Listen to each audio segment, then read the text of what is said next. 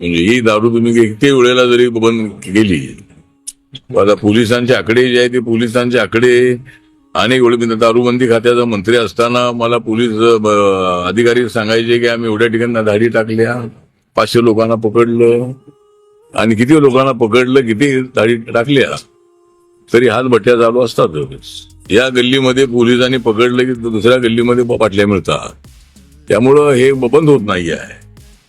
त्यामुळे हात भट्टी जर बंद होत नसेल आणि लोकांना परवडणारी जर ती दारू असेल तर सगळी पूर्णपणे तर दारूबंदी तर आपली त्या नाही आहे.